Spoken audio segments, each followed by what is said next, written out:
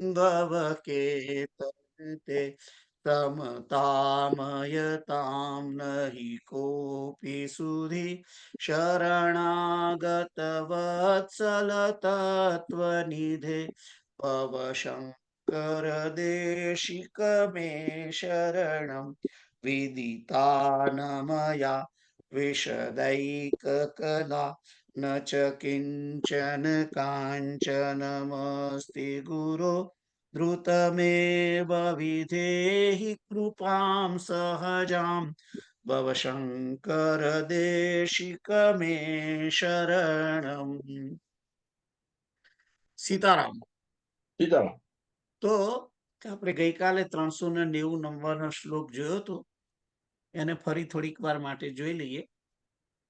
અનંત અનંત અંત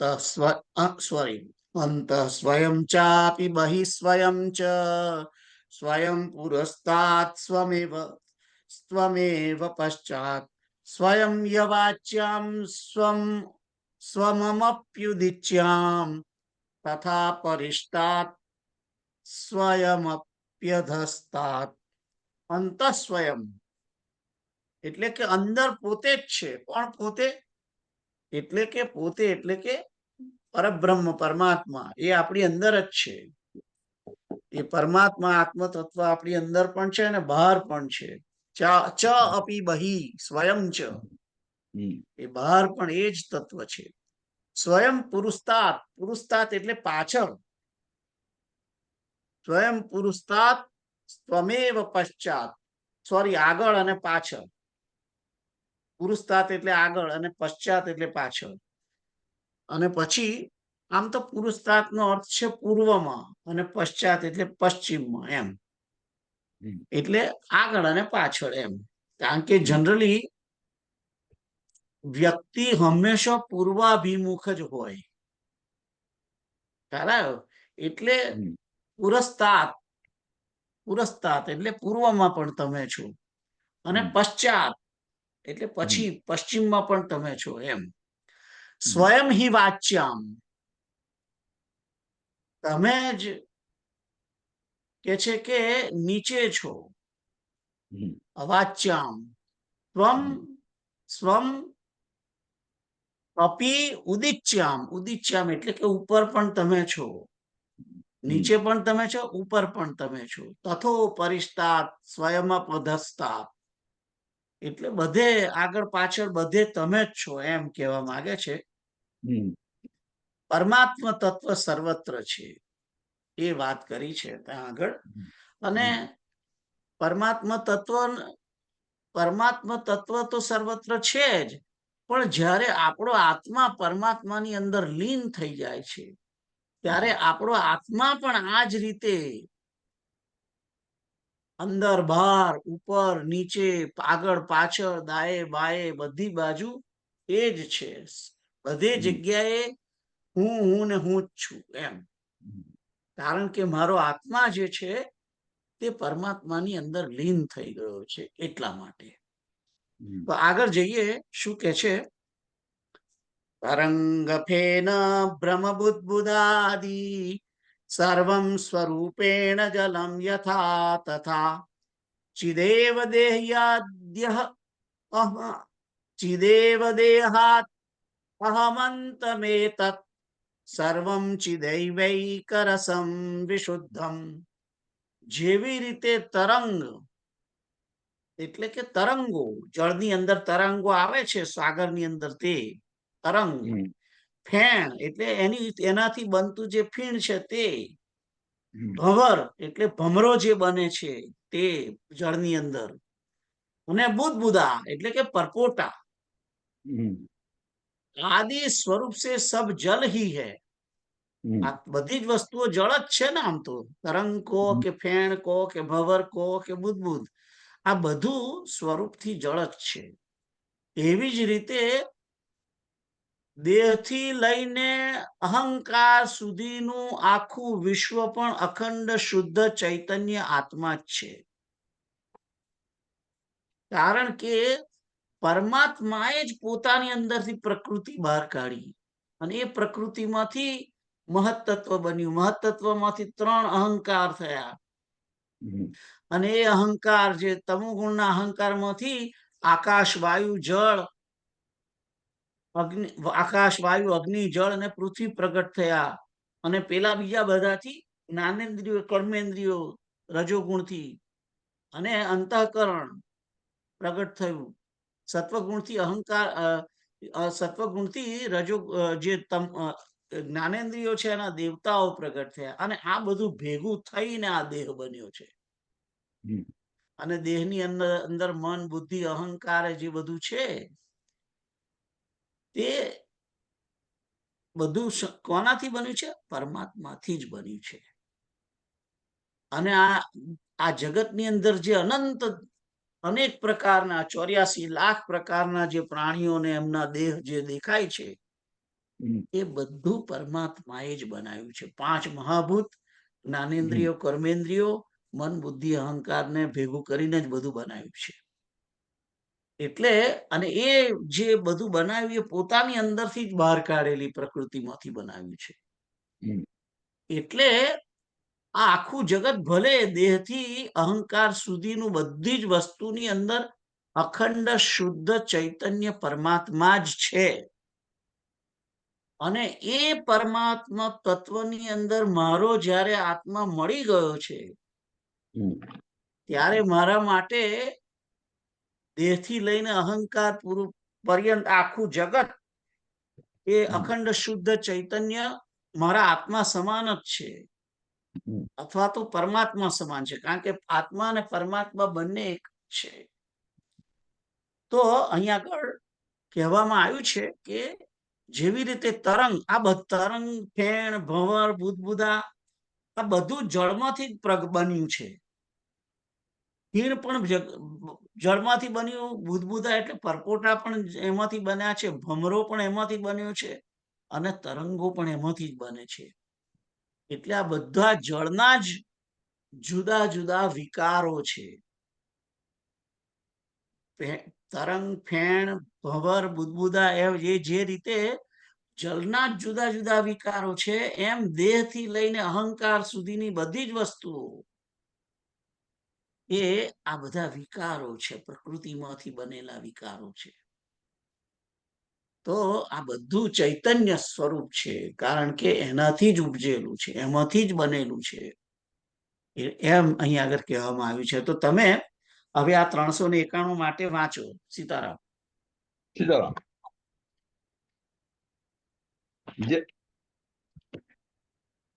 जैसे तरंग, फैन, भंवर और बुदबुदा आदि स्वरूपों से सब जल ही है, वैसे ही देह से लेकर अहंकार पर्यंत यह सारा विश्व भी अखंड शुद्ध चैतन्य आत्मा ही है. एक ही तत्व के कारण भेद से अनेक रूप बन जाते हैं. वो दिखाई देते हैं जैसे जल की तरंग, फैन, भंवर एवं बुदबुदे के रूप में दिखाई देते हैं. स्वर्ण अनेक आभूषणों में दिखाई देता है, मिट्टी अनेक बर्तनों के रूप में दिखाई देती है, किंतु सब जल, स्वर्ण एवं मिट्टी है.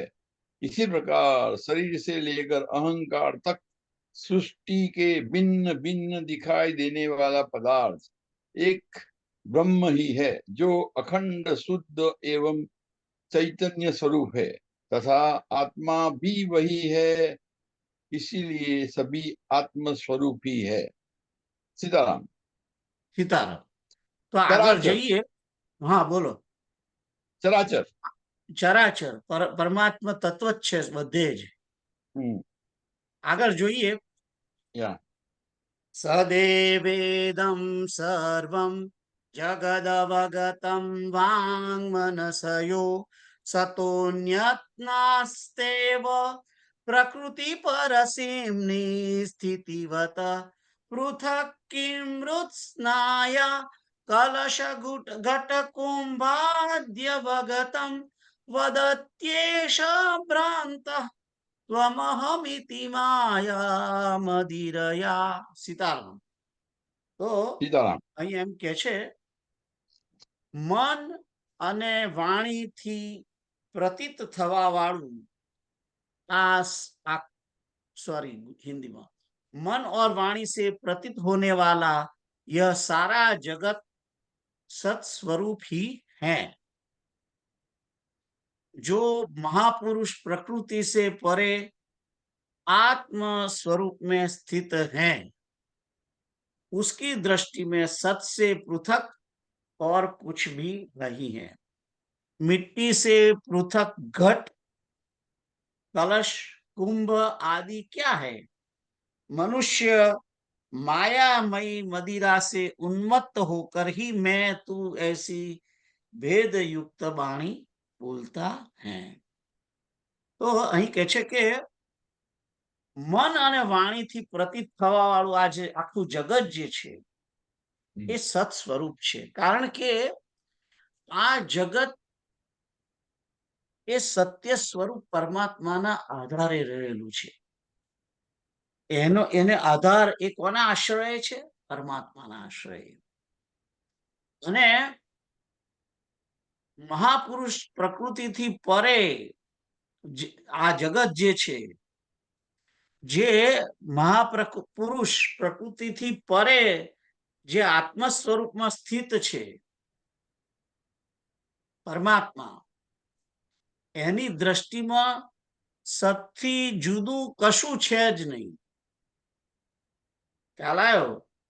પરમાત્મા તત્વ કેવું છે?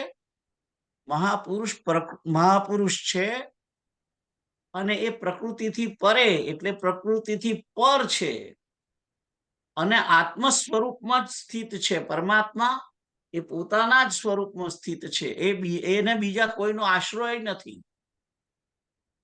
અને એ પરમાત્માની દ્રષ્ટિમાં સતથી જુદું કશું જ નથી, બધું સત સ્વરૂપ જ છે એના માટે, પરમાત્મા માટે. અને જેવી રીતે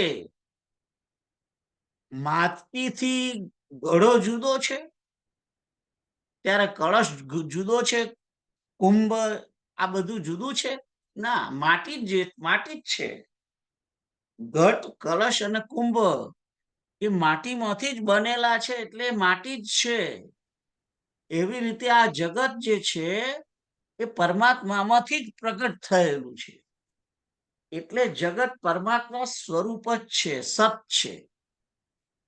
જગત સત છે, અને એ પ્રકૃતિથી પર છે, આત્મ સ્વરૂપની અંદર સ્થિત છે.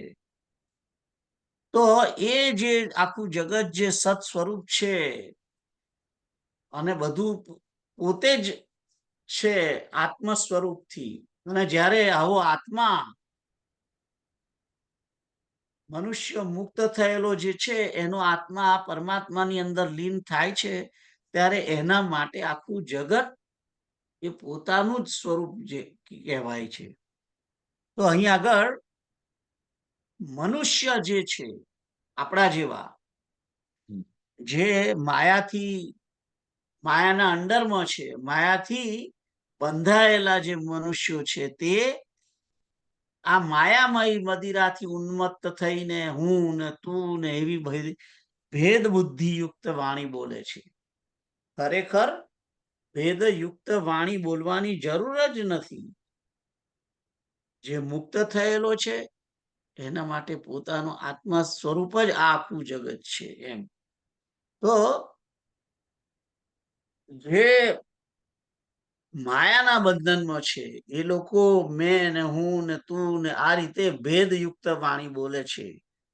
બાકી જે મુક્ત થયેલો જે છે, જે જ્ઞાની છે, જેનો આત્મા પરમાત્માની અંદર મળી ગયો છે, એ તો પરમાત્માને જગતનું જ સ્વરૂપ જાણે છે, જગતને પરમાત્માનું જ સત સ્વરૂપ જાણે છે, અને આખું જગત એના માટે પરમાત્મામય જ છે, એમ વાત કે છે. તો તમને ખ્યાલ આવ્યો શું કહેવા માંગે છે? તો હવે તમે 392 નંબરનો શ્લોક વાંચો. मन और वाणी से प्रतीत होने वाला यह सारा जगत सत स्वरूप ही है. जो महापुरुष प्रकृति से परे आत्म स्वरूप में स्थित है, उसकी दृष्टि में सत से पृथक कुछ और कुछ भी नहीं है। मिट्टी से पृथक घट, कलश और कुंभ आदि क्या है? मनुष्य मायामयी मदिरा से उन्मत्त होकर मैं तू ऐसी भेद बुद्धि युक्त वाणी बोलता है। भावार्थ, जो आत्मज्ञान को प्राप्त हुए हैं उन्हें यह समस्त सृष्टि सत रूप ही दिखाई देती है, जबकि अज्ञानी को इस माया रूपी पर्दे के कारण भिन्न भिन्न आकार ही दिखाई देते हैं। ज्ञानी मिट्टी ही देखता है जो सभी बर्तनों में समान है, जबकि अज्ञानी घड़ा, कलश, कुंभ आदि को भिन्न भिन्न देखता है। प्रकृति ही माया रूप है जिससे मनुष्य को भिन्नता की प्रतीति होती है। ज्ञानी इस प्रकृति से परे उस एक ब्रह्म को ही देखता है जो सत स्वरूप है। सीताराम। સીતારામ. આગળનો શ્લોક જોઈએ. हम्म, ક્રિયા સમવિહારેણ યત્ર નાન્યદિતિ શ્રુતિ બ્રવીતિ રાહિત્યમ દ્વૈતઃ રાહિત્યમ मिथ्याध्यास निवृत्तये. कार्य रूप द्वैत का उपसंहार करते हुए जहां कुछ नहीं दिखता ऐसी अद्वैत परक श्रुति मिथ्या अध्यास की निवृत्ति के लिए बारंबार द्वैत का अभाव बतलाती है. તો કે છે કે આ કાર્ય જે થઈ રહ્યું છે हम्म, એ કાર્ય કેમ થયું છે? દ્વૈતના કારણે. हम्म, હું અને તું દ્વૈત છે, આત્મા અને દેહ એ બેનું દ્વૈત છે, એક આત્મા અને બીજા આત્મા વચ્ચે દ્વૈત છે. અને આ દ્વૈત જે છે એ દ્વૈતના કારણે જ કાર્ય થાય છે. અને જ્યારે આ દ્વૈત અદ્વૈતમાં ફેરવાય છે અને દ્વૈત મટી જાય છે ત્યારે બધું અદ્વૈત હોય છે. જ્યારે દ્વૈત મટી જાય એટલે કે અદ્વૈત થઈ જાય પછી તો આત્મા અને પરમાત્મા પણ એક જ છે. એટલે બીજી કોઈ વસ્તુ દેખાતી જ નથી, બધું જ આત્મ સ્વરૂપ દેખાય છે. આવી અદ્વૈત પરક શ્રુતિ જે છે એ આવું જ કયા કરે છે કે આ બધું અદ્વૈત છે, આ બધું પરમાત્મા સ્વરૂપ છે. અને એ આ દ્વૈત જે આપણે અત્યારે આપણામાં છે એનો અભાવ એના અધ્યાસની નિવૃત્તિ કરવા માટે, મિથ્યા અધ્યાસ જે આપણને થયેલો છે કે હું દેહ છું, હું દેહ છું, આવો જે અધ્યાસ થયો છે એ અધ્યાસને મટાડવા માટે, દ્વૈતનો અભાવ બતાવવા માટે વારંવાર અદ્વૈત પરક શ્રુતિ કયા કરે છે કે આત્મા એ જ પરમાત્મા છે. સોહમ, અહમ, અહમ બ્રહ્માસ્મિ, આ બધી જે શ્રુતિઓ જે છે એ મિથ્યા અધ્યાસને મટાડવા માટે છે અને એનાથી જ દ્વૈત બંધ થઈ અને અદ્વૈતમાં જવાય છે એમ કહેવા માંગે છે. તો 393 માટે હવે તમે વાંચો. सीताराम. कार्य कार्य रूप द्वैत का उपसंहार करते हुए जहां और कुछ नहीं देखता ऐसी अद्वैत परक श्रुति मिथ्या अध्यास की निवृत्ति के लिए बारंबार द्वैत का अभाव बतलाती है। उपनिषदों में बार बार कहा गया है कि यह समस्त जगत अद्वैत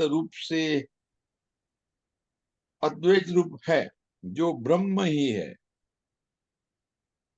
उससे भिन्न कुछ भी नहीं है।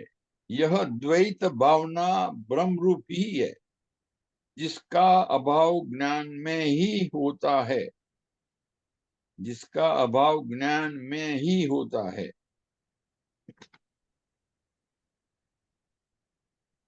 सीताराम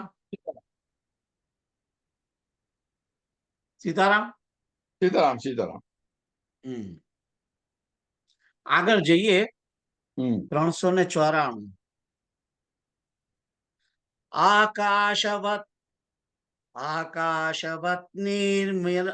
નિર્મલ નિર્વિકલ્પ નિસ્સીમ નિષ્પંદન નિર્વિકારમ અંતર્બહિ શૂન્યમ અનન્ય અંતર્બહિશૂન્યમ અનન્યમદ્વયમ સ્વયં પરમ બ્રહ્મ કિમસ્તિ બોધ્યમ.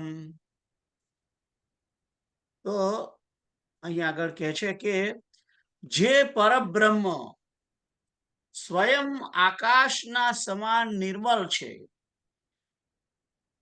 નિર્વિકલ્પ, निस्सीम, निश्चल, निर्विकार, बाहर भीतर सब ओर से शून्य, अनन्य, अद्वितीय है, वह क्या ज्ञान का विषय हो सकता है? तो कहे छे के ज्ञान कोनु होय?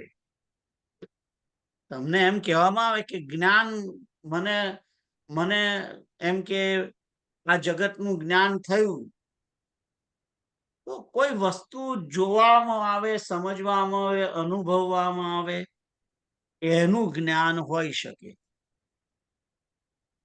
પણ કે છે કે જે પરબ્રહ્મ સ્વયં આકાશના સમાન નિર્મળ છે, આકાશમાં કઈ દેખાય છે મને ને તમને? કશું દેખાતું નથી.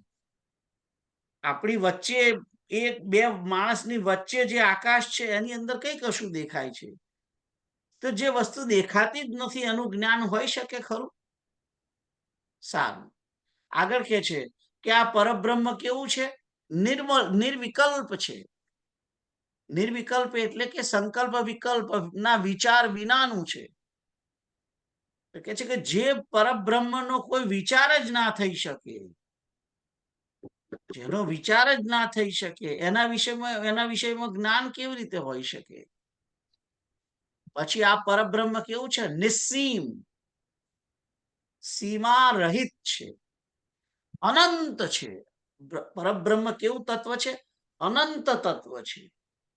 તો અનંત તત્વને મારા જેવું સીમિત વ્યક્તિ કેવી રીતે જાણી શકે? અનંતનું જ્ઞાન કેવી રીતે તમે પામી શકવાના છો? અનંતનું જ્ઞાન પામી જ ના શકાય. સારું, નિશ્ચલ, કે જે કોઈ સમય આ પરબ્રહ્મ તત્વ છે એ નિશ્ચલ તત્વ છે.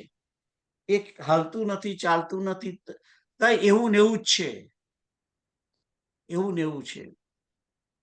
નિર્વિકાર છે, એમાં કઈ કશું બદલાતું પણ નથી.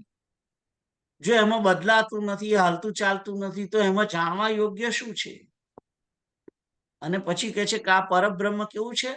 અહર અને અંદર, બહાર ને અંદર, બધી બાજુથી શૂન્ય જ છે, કઈ છે જ નહીં. પછી કહે છે કે આ પરબ્રહ્મ અનન્ય છે. અનન્ય એટલે અન્ય નથી, બીજું નથી. તું પોતે જ છું. અનન્ય એટલે કે એનું એ જ છે, એના સિવાય બીજું કોઈ વસ્તુ જ નથી. અનન્ય એટલે કે એના સિવાય બીજું કઈ નહીં. પરબ્રહ્મ જ સર્વત્ર છે. અહીં શું, બહાર શું, ગમે ત્યાં દરેક જગ્યાએ પરબ્રહ્મ તત્વ જ સર્વત્ર છે. અને ભવિષ્યમાં, ભૂતકાળમાં, વર્તમાનમાં, ત્રણેય કાળમાં એ અનન્ય છે અને અદ્વિતીય છે. એના સિવાય બીજું કોઈ છે નહીં. જો બીજું હોય નહીં તો જાણનાર કોણ છે? જાણવાનું શું છે? જો અદ્વિતીય જે તત્વ છે એના સિવાય બીજું કશું છે જ નહીં આ જગતની અંદર. બીજું હોય તો જાણનાર વ્યક્તિ હોય ને જાણવાની વસ્તુ હોય, પણ જાણવાની ને જાણનાર બંને એક જ છે, તો પછી જ્ઞાન ક્યાંથી?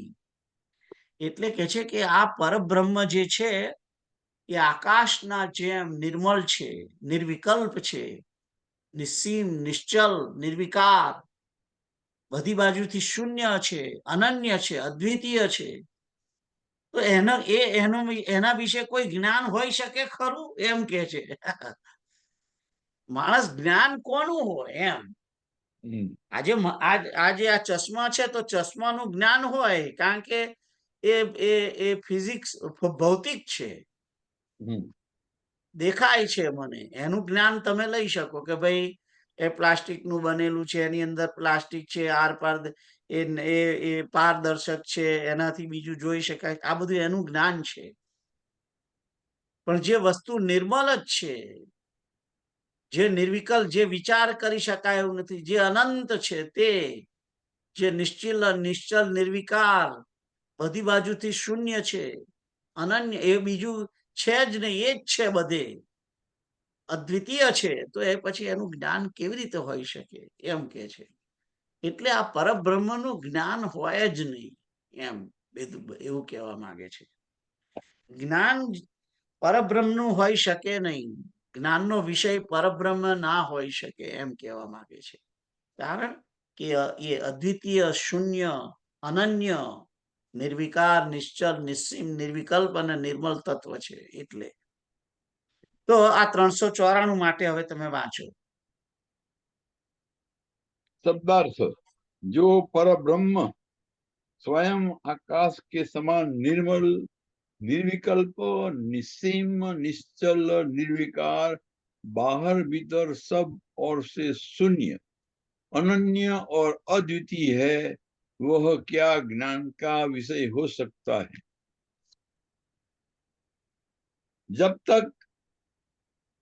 जब ब्रह्म एक ही है जो सर्वत्र व्याप्त है, सभी प्रकार उसी के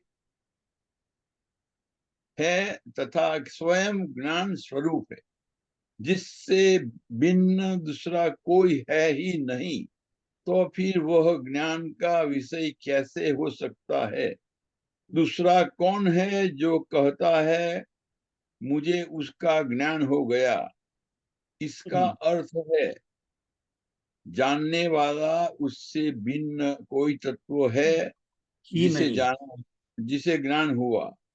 इसलिए यह मिथ्या धारणा है। जानने वाला एवं जानने योग्य दोनों वही है, भिन्न नहीं है। सीताराम। सीताराम सीताराम। આગળ જોઈએ. वक्तव्यं किमु विद्यतेऽत्र बहुधा ब्रह्मैव जीव स्वयं ब्रह्मैतज्जगदातत् वक्तव्यं किमु विद्यतेऽत्र बहुधा એ રાગે નથી, આ બીજો કઈ જાય.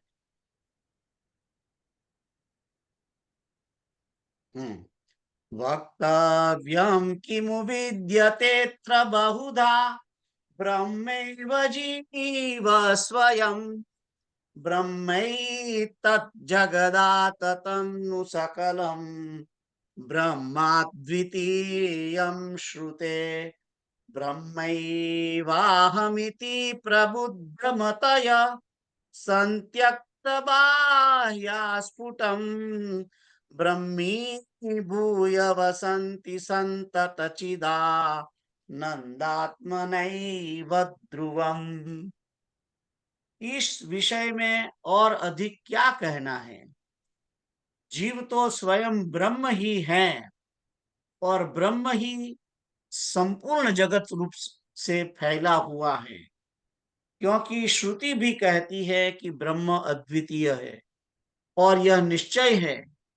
जिनको यह बोध हुआ है कि मैं ब्रह्म ही हूं, वे बाह्य विषयों को सर्वथा त्याग कर ब्रह्म भाव से सदा सच्चिदानंद स्वरूप से ही स्थित रहते हैं. तो कहे छे के आ परब्रह्म तत्वना विषयमां शुं कहવું के छे?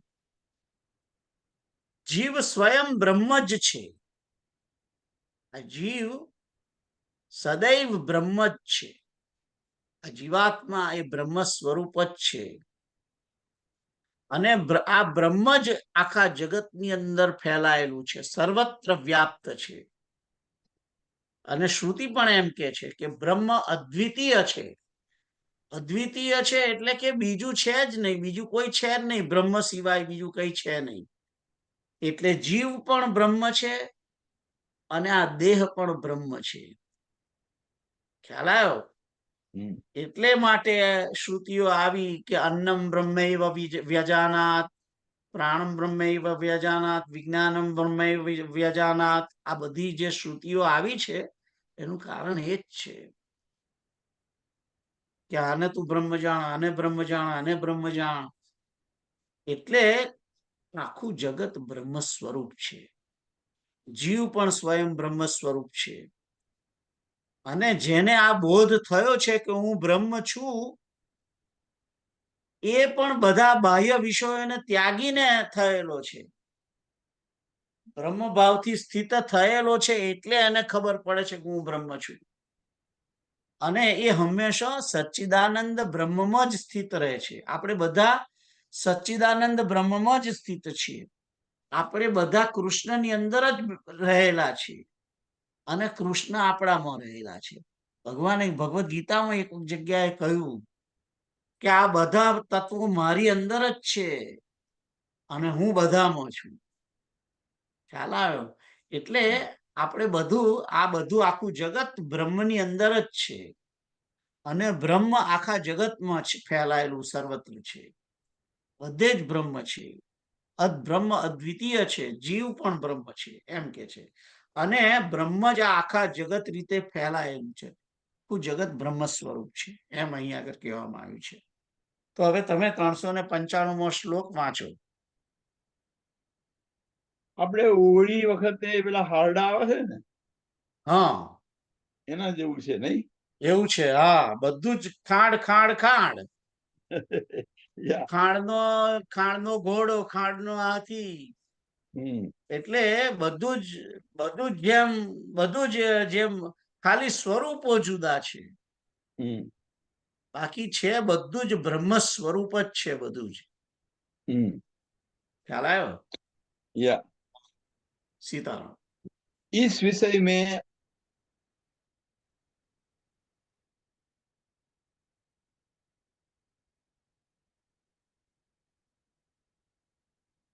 સંભળાતું નથી. સીતારામ, સંભળાતું નથી. संभळाय છે? ના, હવે અત્યારે સંભળાયું. हाँ, હવે સંભળાયું. या इस विषय में और अधिक क्या कहना है? जीव तो स्वयं ब्रह्म ही है और ब्रह्म ही यह संपूर्ण जगत रूप से फैला हुआ है, क्योंकि श्रुति भी कहती है कि ब्रह्म अद्वितीय है और यह निश्चय है जिनको यह बोध हुआ है कि मैं ब्रह्म ही हूँ, वे बाह्य विषयों को सर्वथा त्याग कर ब्रह्म भाव से सदा सच्चिदानंद स्वरूप से ही स्थित रहते हैं. भावार्थ, जिन ज्ञानियों को यह बोध हो गया है कि यह जीव एवं जगत सभी ब्रह्म ही है, क्योंकि श्रुतियों में कहा गया है कि वह अद्वितीय है, उससे भिन्न दूसरा कोई है ही नहीं, तो ऐसा ब्रह्म ज्ञानी सभी बाह्य विषयों का त्याग करके उस ब्रह्म में ही स्थित रहता है. सीताराम. સીતારામ. આગળ જઈએ. જહિમલમય કોશેહમ દિયોત્થાપિતાશામ પ્રસભમનિલ કલ્પે લિંગ દેહે પશ્ચાત નિગમગદિત કીર્તિમ નિત્યમાનંદ મૂર્તિમ સ્વયમિતિ પરિચિય બ્રહ્મ રૂપેણ તિષ્ઠ. તો એ કહે છે કે इस मलमय कोश में अहम बुद्धि से हुई आसक्ति छोड़ो और इसके पश्चात वायु रूप लिंग देह में भी उसका दृढ़ता पूर्वक त्याग करो तथा जिस कीर्ति का वेद बखान बखान करते हैं उस आनंद स्वरूप ब्रह्म को ही अपना स्वरूप जानकर सदा ब्रह्म रूप से ही स्थिर होकर रहो। तो आ મળમય કોષ એટલે આપણો દેહ, એનો અર્થ કે આપણો દેહ, આ દેહમાં અહમ બુદ્ધિ થઈ છે, આ દેહની અંદર અહમ બુદ્ધિ થઈ છે, દેહાત્મ બુદ્ધિ થઈ છે ને, એના કારણે થયેલી આસક્તિને છોડો. દેહાત્મ બુદ્ધિને કારણે આસક્તિ વિષયોમાં થઈ છે, વસ્તુઓમાં થઈ છે, વ્યક્તિઓમાં થઈ છે. આ બધી આસક્તિ છોડવાની અને પછી વાયુરૂપ લિંગ દેહ, વાયુરૂપ લિંગ દેહ એટલે સૂક્ષ્મ દેહ. પહેલું તમે દેહનો અને વિષયોનો ત્યાગ કરો અને પછી વાયુરૂપ લિંગ દેહ એટલે કે સૂક્ષ્મ દેહ. સૂક્ષ્મ દેહની અંદર શું હોય? મન, બુદ્ધિ ને અહંકાર, ચિત્ત. આ મન, બુદ્ધિ અને અહંકારનો ત્યાગ દ્રઢતાપૂર્વક ત્યાગ કરો. મનથી વિચારવાનું છોડી દો. વિષયોના વિશેના વિચારો, દેહના વિશેના વિચારો બધું છોડી દો. બુદ્ધિથી જે નિર્ણય કરીએ છીએ પ્રપંચ પ્રત્યેના, જગત રૂપી પ્રપંચ કરેલો કોણે છે? બુદ્ધિએ છે. અને બુદ્ધિને તમે ત્યાગી દો. બુદ્ધિથી જે કઈ બધું અનર્થ થાય છે એનો ત્યાગ કરો, અહંકારનો ત્યાગ કરો. અને આ બધા ત્યાગ દ્રઢતાપૂર્વક કરવાના છે. બધા વાયુરૂપ ત્યાગ છે, વાયુરૂપ છે આ બધા. અહંકાર વાયુરૂપ છે, મન પણ વાયુરૂપ છે અને બુદ્ધિ પણ વાયુરૂપ છે, ચિત્ત પણ વાયુરૂપ છે, અંતઃકરણ આખું વાયુરૂપ છે. એટલે કે એને કોઈ સ્થૂળ સ્વરૂપ નથી. મનને કોઈ સ્થૂળ સ્વરૂપ નહીં, બુદ્ધિને કોઈ સ્થૂળ સ્વરૂપ નહીં, ખ્યાલ આવે? અહંકારને કોઈ સ્વરૂપ નથી, પણ છે. એનો ત્યાગ કરવાનો છે અને એનો ત્યાગ કરી અને આ આનંદ સ્વરૂપ બ્રહ્મ અથવા તો આપણું આત્મ તત્વ, બ્રહ્મને જ આત્મ તત્વ સમજી અને સદા બ્રહ્મની અંદર સ્થિત થઈ જાઓ એમ કે છે. જો ભક્તિ માર્ગનો અહીંયા આગળ વિચાર કરીએ છીએ તો શું કહેવાય છે કે આ શરીરની વિષય વાસના છોડો, મન બુદ્ધિને પરમાત્મામાં લગાડો, માઇકમાંથી ત્યાગીને, એમાંથી કાઢીને મન, બુદ્ધિ, ચિત્ત અને અહંકાર, અંતઃકરણને પરમાત્મામાં જોડો અને પરમાત્માને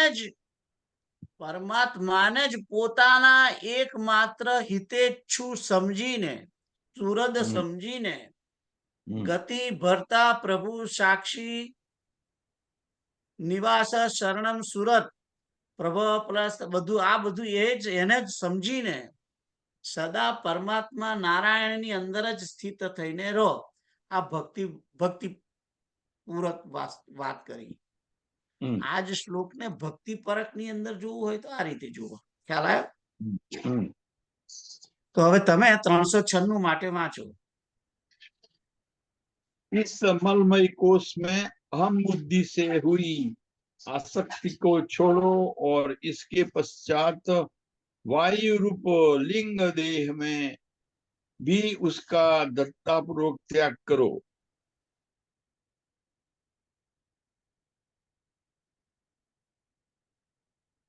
આગળ સંભળાતું નથી.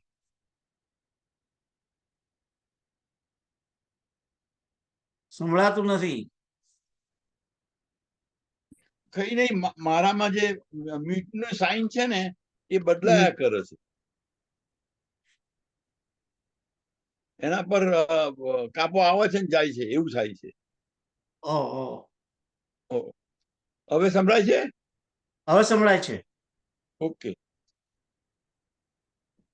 इस मलमय कोश में अहम बुद्धि से हुई आसक्ति को छोड़ो और इसके पश्चात वायु रूप लिंग देह में भी उसका दृढ़तापूर्वक त्याग करो तथा जिसकी कीर्ति का वेद बखान करते हैं उस आनंद स्वरूप से ही स्थिर होकर रहो। भावार्थ, स्थूल शरीर हो अथवा सूक्ष्म शरीर प्रकृति से ही निर्मित है, जो स्वयं का वास्तविक स्वरूप नहीं है।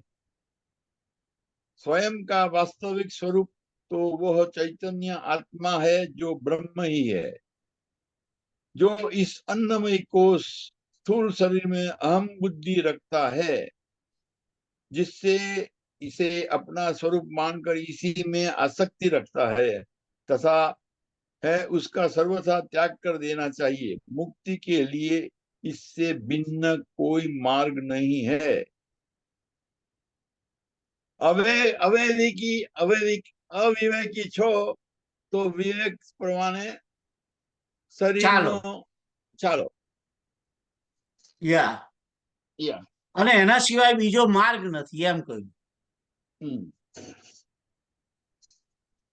આગળ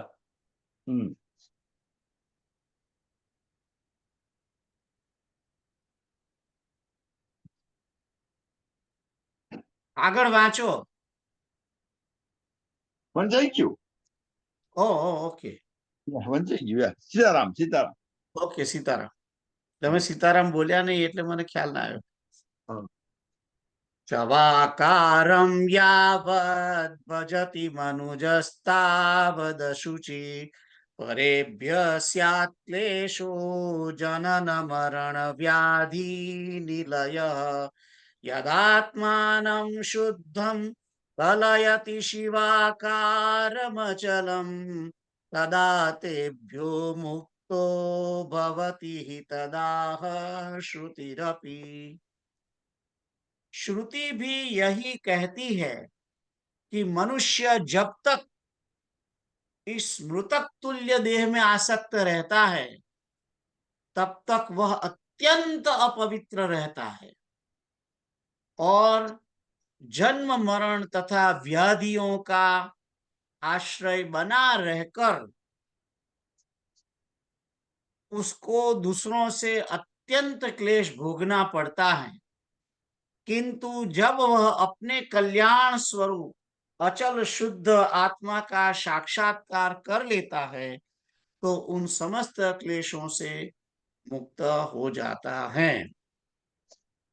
तो અહીં કહે છે કે શ્રુતિઓ એમ કહે છે, શ્રુતિ એટલે વેદો, કે જ્યાં સુધી મનુષ્ય આ મૃતક તુલ્ય દેહ મરેલો જ છે, કારણ કે એવરી ક્ષણે મરે છે, એવરી મોમેન્ટે એના અંદર રહેલા કોષો એ નાશ પામી રહ્યા છે. તો કે છે કે આ દેહની અંદર જ્યાં સુધી મનુષ્ય આસક્ત રહે છે ત્યાં સુધી એ અત્યંત અપવિત્ર જ હોય છે. અત્યંત અપવિત્ર. આપણે આપણી જાતને પવિત્ર સમજતા નહીં લઈએ છીએ એટલે કઈ પવિત્ર થતા નથી. પવિત્રતા એ જુદી વસ્તુ છે. ભીતરી છે, ભીતરી. પવિત્રતા ભીતરી છે અને પવિત્રતા શબ્દ આધ્યાત્મિક છે. પવિત્રતા શબ્દ વધારે પરમાત્માની નજીક છે, બ્રહ્મ તત્વની નજીક છે, એ ભગવાન તત્વની નજીક છે. એ જે આપણું શરીર, આપણો આત્મા જેટલો પરમાત્મા અથવા તો બ્રહ્મ તત્વ તરફ જેટલો વધારે એટલો વધારે પવિત્ર, અને જેટલો એનાથી દૂર તેટલો એ અપવિત્ર. ખ્યાલ આવે છે તમને? માણસની પવિત્રતા એ એની આધ્યાત્મિકતાના આધ્યાત્મિક ઊંચાઈ પરથી જ મપાય છે. માણસ જેટલો વધારે આધ્યાત્મિક પરમાત્મા તત્વ પ્રત્યે જેટલો નજીક, પરમાત્માની સાથે જોડાયેલો જેટલો નજીક છે એટલો એ વધારે પવિત્ર છે, હમ અને પરમાત્માથી જેટલો દૂર છે એટલો જ એ અપવિત્ર છે, વધારે અપવિત્ર છે એમ. હમ તો તમને અપવિત્રની ખ્યાલ, પવિત્ર અને અપવિત્રનો ખ્યાલ આવી ગયો હશે હવે. હમ સારું, હવે શું કે છે? એટલે જ્યાં સુધી માણસ દેહની અંદર આસક્ત છે, દેહની અંદર આસક્ત હોય, એ તો આધ્યાત્મિક હોતો જ નથી ને. એટલા માટે અત્યંત પવિત્ર છે, અપવિત્ર છે, અને પરમાત્માથી ઘણો દૂર છે. એટલે આપણે કહી શકીએ સુગંધ અને દુર્ગંધ. That's right. હમ પછી કે છે, અને જન્મ, મરણ અને વ્યાધિઓનો આશ્રય બની રહે છે. એટલે એને જન્મ આયા કરે છે, મરણ આયા કરે છે, અને વારંવાર વ્યાધિઓ આયા કરે, અને બીજાઓથી એને હંમેશા ક્લેશ જ મળે છે.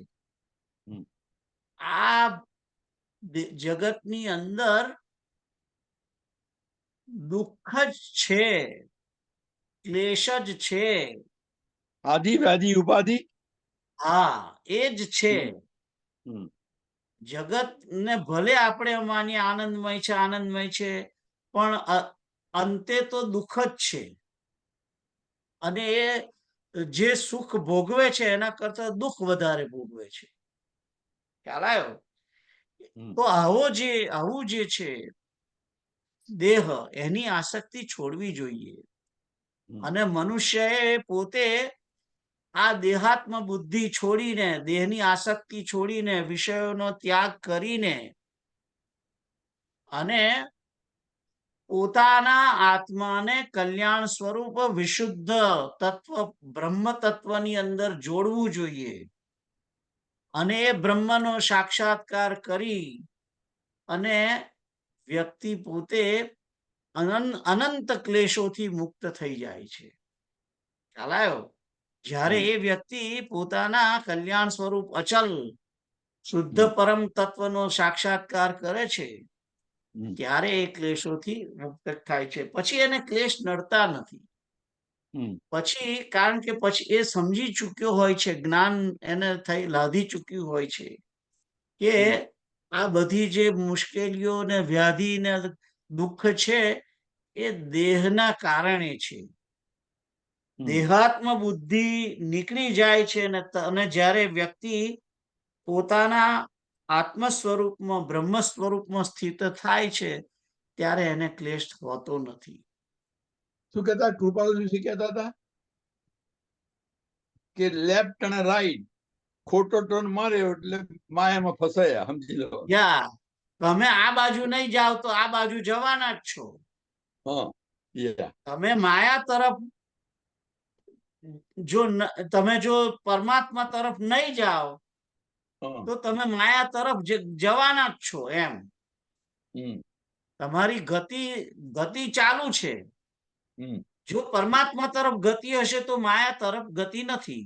અને માયા તરફ ગતિ, પરમાત્મા તરફ ગતિ નહીં હોય તો તમારી ગતિ પર માયા તરફ જ રહેવાની એમ. ખ્યાલ આવ્યો? તો હવે તમે આગળનો વાંચો. ભાવાર્થ વાંચું છું. બે પાનાનો ભાવાર્થ છે. ઓકે, અને આપણી પાસે 7 મિનિટ છે. અને ફરી વાંચું, કાલે ફરી વાંચીશું, પણ વાંચી જવું એક વખત. भावार्थ, प्रकृति अपने नियम के अनुसार कार्य कर रही है.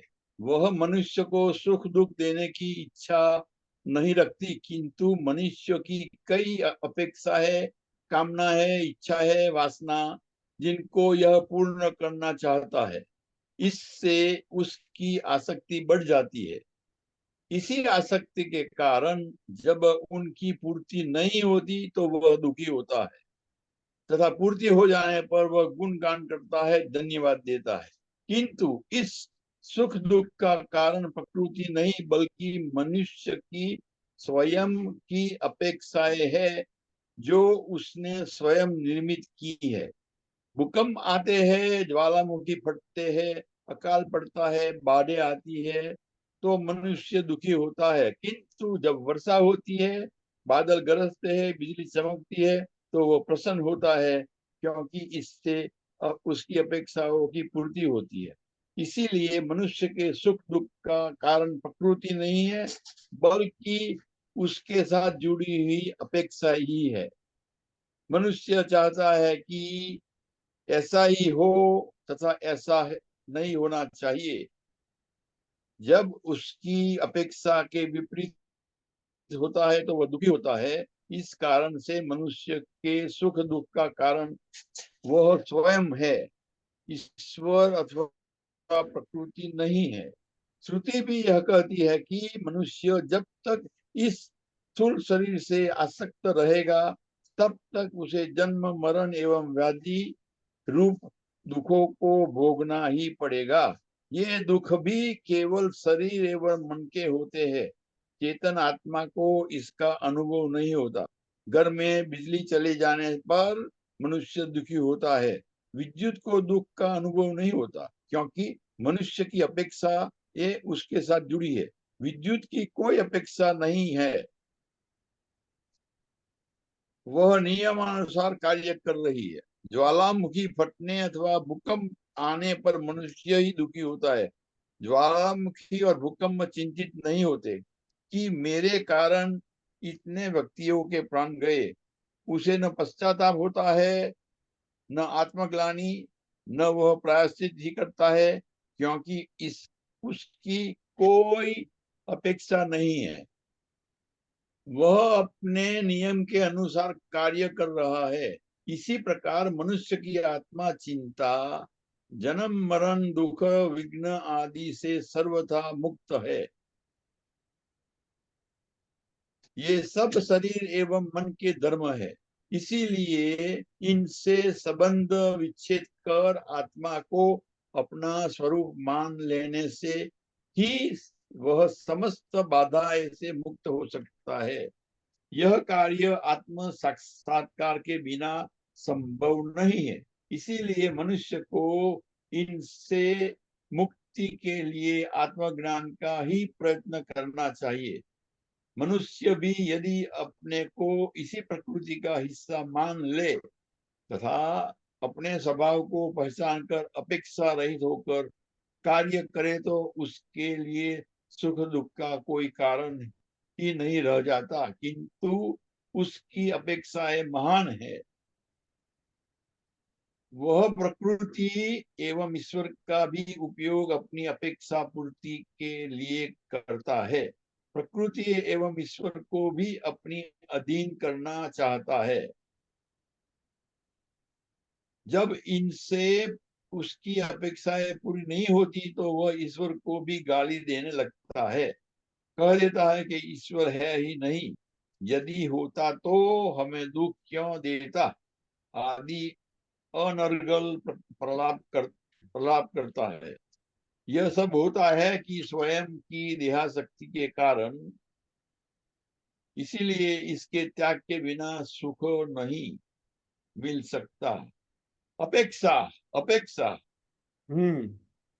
પોતાની અપેક્ષાઓને કારણે हम्म, સીતારામ सीताराम। આગળ એક જોઈએ એક શ્લોક 9 વાગે ગયા છે। ઓકે તો કાલે આપણે જોઈશું આપણે કીર્તન ચાલુ કરીએ। યા હમ, તો બંધ કરતા પહેલા હા, હરે કૃષ્ણ હરે કૃષ્ણ હરે કૃષ્ણ કૃષ્ણ કૃષ્ણ હરે હરે હરે રામ રામ રામ હરે હરે હરે કૃષ્ણ હરે